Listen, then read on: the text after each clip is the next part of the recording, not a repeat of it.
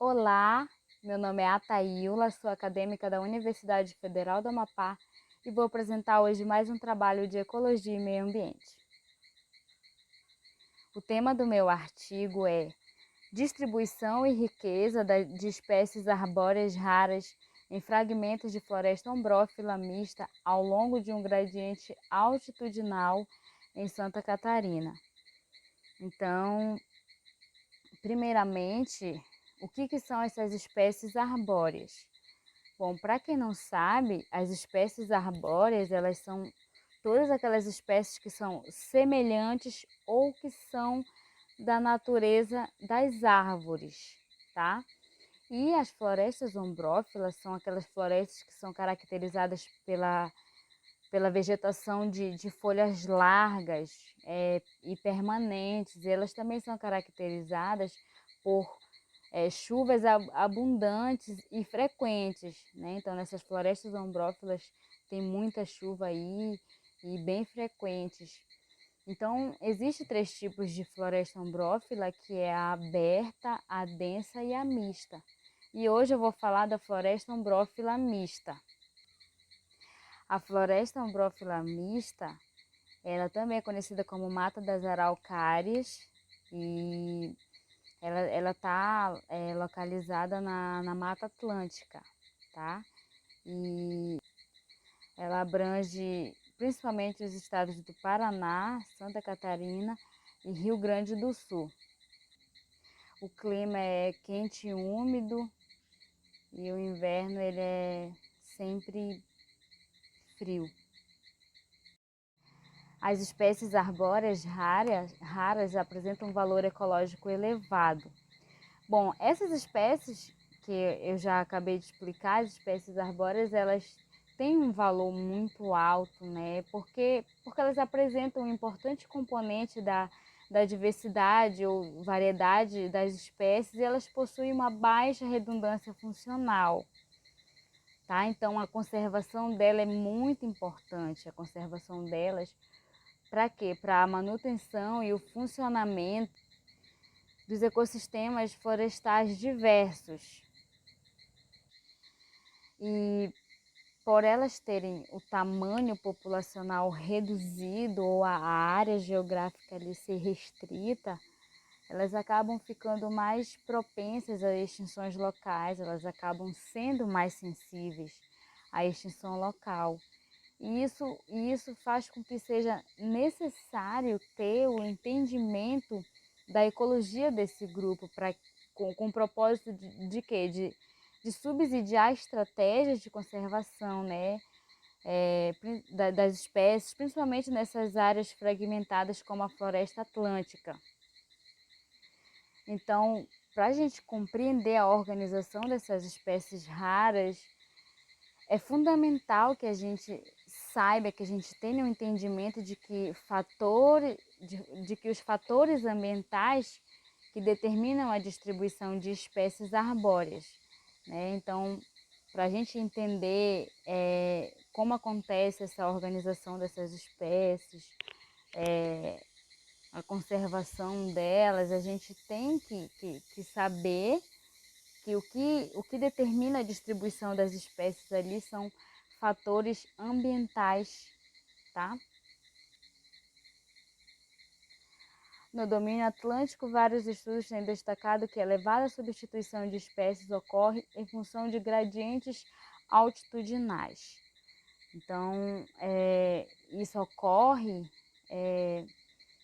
por conta das consequências, né, que a mudança de altitude causa na temperatura, na pluviosidade, ventos, incidência de neblina, umidade relativa do ar, característica do solo, topografia. Então, tudo isso ocorre por causa dessas mudanças no piso altitudinal, né? Então, elas acabam tendo aí consequências em cima desses fatores que eu acabei de citar. O estudo da organização e distribuição de espécies arbóreas em gradientes altitudinais é importante. Por que que eles são importantes? Porque eles acabam gerando informações ecológicas para o manejo desse grupo de espécies e acabam trazendo implicações no desenvolvimento de melhores estratégias para conservar, né, para a conservação dessas diversidade das espécies, implica na gestão dos recursos naturais e na utilização desses recursos de maneira sustentável. O objetivo do trabalho foram 3. O primeiro foi avaliar se ocorre substituição de espécies arbóreas raras ao longo do gradiente altitudinal em fragmentos da floresta ombrófila mista. O segundo é verificar se existem diferenças significativas entre a riqueza de espécies arbóreas e o número de espécies raras entre as subformações da floresta ombrófila mista. Constatar se a riqueza das comunidades e o número de espécies raras apresentam um decréscimo monotônico com o aumento da altitude. Então, esses foram os 3 objetivos no qual eles buscavam quando iniciaram o trabalho. A caracterização da área de estudo. Os fragmentos estudados, eles estão localizados nas bacias hidrográficas do rio Canoas e do rio Pelotas. Então, a cada local foi amostrada 1 hectare de área, então, totalizando aí 10 hectares amostrados, tá? Sendo 5 hectares foi da subformação da floresta ombrófila mista montana, que no caso é até 1000 metros, e 5 hectares foram da alto montana, que é quando é mais de 1000 metros. Aqui eu tenho na tabela, aonde está localizado aí, dá para ver o município, né, que foram os 10 aí fragmentos amostrados aí, São José do Cerrito, enfim, são esses 10 aí. Aí nós temos a localidade onde eles se encontram, temos a altitude de cada um, né, latitude, longitude e a formação. Dando um exemplo aqui do São José do Cerrito, que é o primeiro, ele está na localidade Amola Faca, a altitude dele é 950 metros, a latitude é 27 graus, 47 minutos e 53 segundos ao sul, a longitude é 50 graus, 27 minutos e 0 segundos ao oeste. E a formação dela é montana, ou seja, ele tem até 1000 metros. E vamos dar um outro exemplo aqui do último, Urubici, que está na localidade Mundo Novo, onde ele tem 1600 de altitude e latitude 28 graus, 4 minutos e 27 segundos ao sul. Longitude 49 graus, 37 minutos e 33 segundos a oeste. E a formação dele é alto-montana. Então, diferente do primeiro que eu dei, que é montana, porque é até 1000 metros, esse já é a formação alto-montana, porque já é mais de 1000 metros. De acordo com a classificação de Köppen, a região possui clima CFB. É um clima onde tem chuvas bem distribuídas e ele também é sem estação seca. A precipitação média anual desse clima CFB é de 1.400 a 1.600 milímetros. E a temperatura média anual é de 15 a 16 graus. Então, essa sigla é CFB, ela deriva de uma sigla em inglês, tá?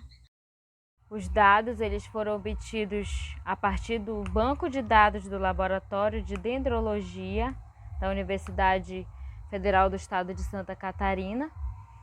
E em cada unidade amostral, os indivíduos com diâmetro de altura ao peito igual ou superior a 5 centímetros, eles foram lá listados na lista do que eles estavam procurando.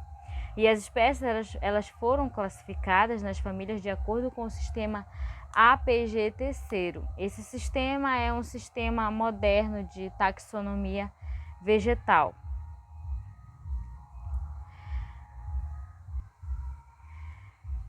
As espécies arbóreas elas foram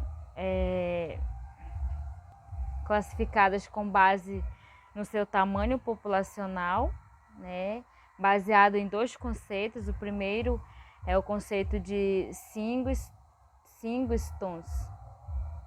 que são de espécies representadas por um indivíduo, e doubletons, que são espécies representadas por dois indivíduos.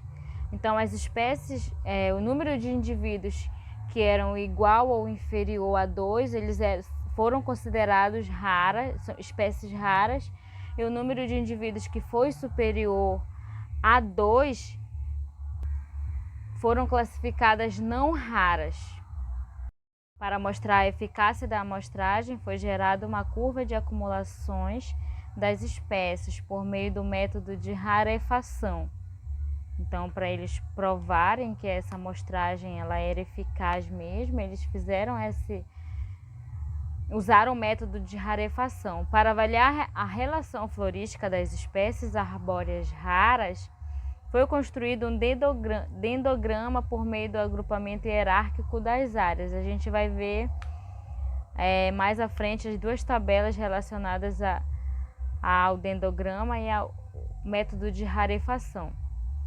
E para eles fazerem o dendrograma, eles usaram o índice de Jacquard, que é um método de medida, um índice de medida similar, né? Então eles usaram o índice de Jacquard para medir a distância e o algoritmo para fazer a ligação. Então a gente pode ver aqui nessa tabela a curva de acumulações das espécies arbóreas raras encontradas na região. A gente pode ver aí a curva de rarefação.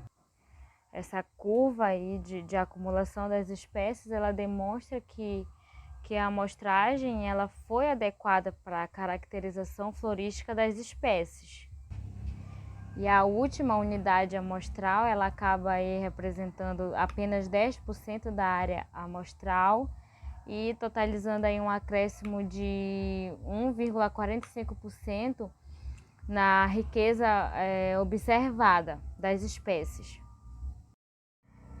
Bom, das 143 espécies encontradas, 93 foram raras, em pelo menos um fragmento, e as famílias mais expressivas estão aí abaixo, que foi a família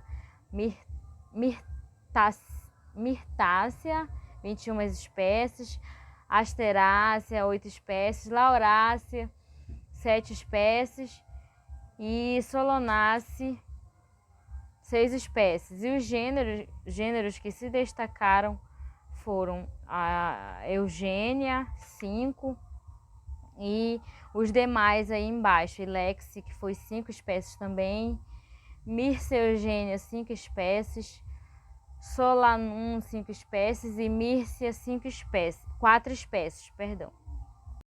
Bom, aqui eu tenho o dendrograma, né? E a gente pode ver pelo dendrograma aí o surgimento de dois grupos, dois grupos florísticos distintos de espécies raras, aonde o menor grupo, com 3 fragmentos aí, eles estão localizados em áreas de elevada altitude, né, com mais de 1.300 metros,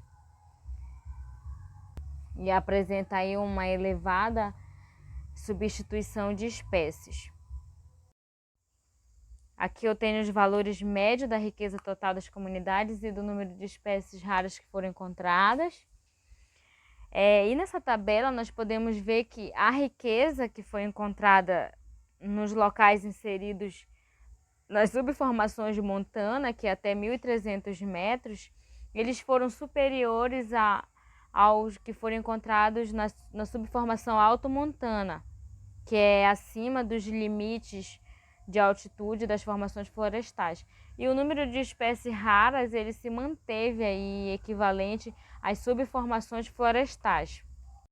Aqui eu tenho duas tabelas de análise de regressões lineares e a gente pode ver que essas tabelas, essa análise de regressão linear, ela confirma que a cota de altitude ela teve uma correlação aí negativa e significativa apenas na riqueza total das espécies arbóreas da comunidade.